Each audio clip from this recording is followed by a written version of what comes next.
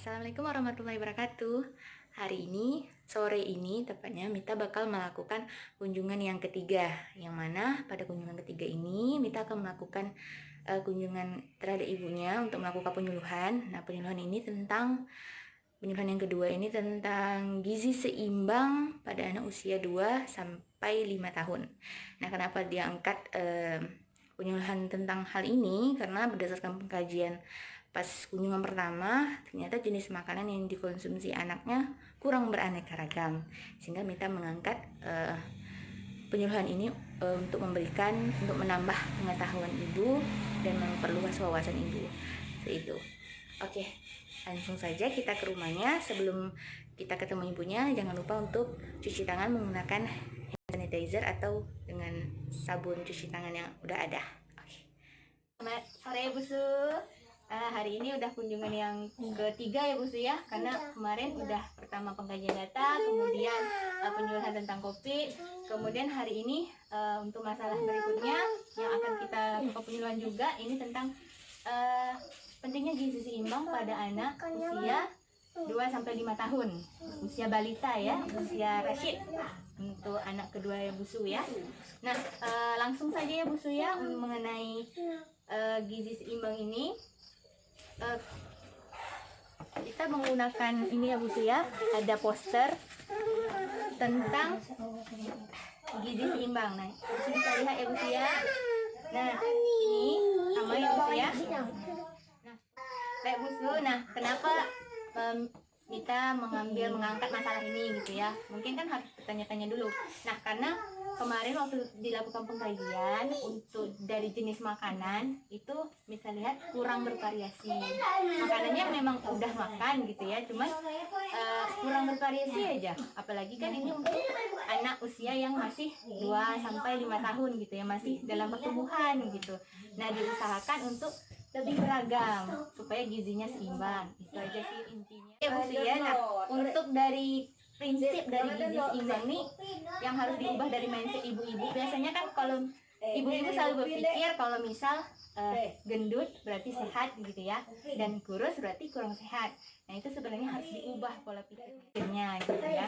Nah, untuk dari prinsip dari gizi seimbang ini yang pertama harus membiasakan makanan yang beraneka ragam. Yang beraneka ragam yang di sini tuh harus dipahami bahwa kalau misal nasi terus dimasak dimakan lagi dengan mie, sebenarnya itu memang mungkin beragam, cuman sama khasiatnya, itu mengandung zat yang sama gitu. Jadi kalau misal diberi pun zat yang didapat untuk anak itu sama, padahal walaupun jenisnya beda kan, nasi sama mie gitu. Nah, beragam di sini bukan berarti yang demikian. Dia harus mengandung zat-zat yang berbeda tapi berguna untuk si tubuh balita ini. Ada yang namanya zat yang mengandung untuk tenaga biar dia berkuat aktivitas, ada yang mengandung untuk zat pembangun supaya dia tumbuh dan berkembang, kemudian ada zat yang untuk zat pengatur supaya alat-alat tubuhnya bekerja dengan maksimal. Nah, untuk contoh dari makanannya tuh, kalau untuk sumber zat tenaga itu dari nasi. Dia kan ada sumber zat yang tenaga, zat pembangun sama zat pengatur. Nah, untuk zat yang untuk menghasilkan tenaganya ada dua Bu Su, ada karbohidrat sama lemak. Mungkin tak asing ya Bu Su ya. Nah, kalau untuk yang karbohidrat ini biasanya didapat dari nasi. Kalau misal dia tak makan nasi, boleh diganti dengan roti, boleh diganti dengan mie, juga termasuk karbohidrat, cuma jangan terlalu sering karena bahan awetan ya Bu Su ya. Kemudian bisa diganti dengan jagung. Nah, kalau misal udah dikasih jagung, dikasih nasi, dikasih mie, sumber zatnya itu kan sama ya Bu Su ya. Nah, walaupun bervariasi, tapi sumber zatnya sama. Jadi untuk tenaga aja gitu. Jadi supaya diganti. Nah, kemudian untuk sumber zat pembangun yang harus ada didapat oleh balita. Nah, itu kan contohnya bisa dari tempe, tahu, nah kemudian kacang-kacangan. Kemudian untuk dari hewaninya dari daging, dari ayam, ikan atau telur. Cari bahan-bahan yang mudah didapat. Ya, telur kan mudah, tempe, tahu. Nah, divariasi dengan zat tadi dengan nasi gitu ya. Nah, kemudian untuk zat pengatur, nah kita butuh dapatkan dari sayur-sayuran dan buah-buahan. Nah, untuk kemarin kan kita dapatnya lihat dari Bu Su punya data kurang mengkonsumsi buah-buahan. Nah, makanya usahakan ada buah-buahan untuk selingan, begitu bisa dijadikan untuk cemilan sehari-hari gitu ya kan. Kalau misalnya beli buah apel dipotong 4 disimpan, sisa kali dikasih. Usahakan jangan makan cemilan yang mengandung banyak gula, contohnya macam permen gitu-gitu kan, untuk juga merusak gigi, juga merusak tidak dapat zat yang lain gitu. Nah, supaya seimbang. Nah, kemudian yang harus diperhatikan untuk menu gizi seimbang ini, yang pentingnya itu kenapa harus beragam gitu kan? Kenapa gitu kan? Nah, karena tidak ada satupun jenis makanan yang mengandung jenis zat itu. Misalnya nasi gitu kan, dia tidak mengandung zat pengatur, dia cuma zat satu aja gitu ya kan. Nah, kecuali ASI memang mengandung semua zat. Makanya anak umur 6 bulan itu cukup ASI karena udah dapat mengandung semua zatnya gitu. Nah, itu kenapa terjawab ya Bu ya, kenapa orang hamil punya anak 6 bulan ASI wajib gitu kan, karena memang udah tercukup gitu. Oke, sampai di situ paham ya Bu ya.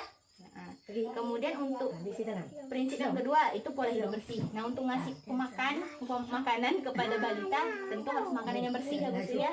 Usahakan selalu buat sendiri aja di rumah daripada beli di luar, tak tahu kebersihannya. Kemudian yang ketiga, pola hidup aktif dan berolahraga. Nah, seperti waktu semalam yang kemarin disampaikan mengenai COVID, usahakan dia berolahraga, beraktivitas. Nah, jangan dibiasakan untuk main gadget terus duduk diam gitu kan. Lebih baik dia diajak bermain supaya dia aktif dan sambil berolahraga. Yang keempat, untuk prinsip gizi seimbang adalah pantau berat badan. Nah, ini yang seperti tadi Mita awal bilang, berat badan naik belum tentu sehat. Tapi kalau memang naik dengan cara bertahap, ya baik gitu ya. Tapi kurus pun anak yang mungkin tidak terlalu gendut ya kan, bukan berarti tak sehat gitu ya kan, bukan berarti sakit. Jadi kita harus diluruskan. Jadi harus, nah ini kan masih balita ya Bu ya, balita ini masih dapat diatur. Nah, kalau misal udah besar kan sudah susah diatur kan. Nah, jadi dari sekarang lah dicoba untuk memberi gizi semaksimal mungkin. Dikasih kalau misal ada sayur dicampur ke makanan. Oke, Bu Su ya, bisa dipahami ya Bu Su ya. Nah, mungkin ada yang mau Bu Su tanyakan Bu Su? Tak ada ya, cukup ya Bu Su ya. Udah cukup kan Bu Su ya? Oke, segitu aja video hari ini.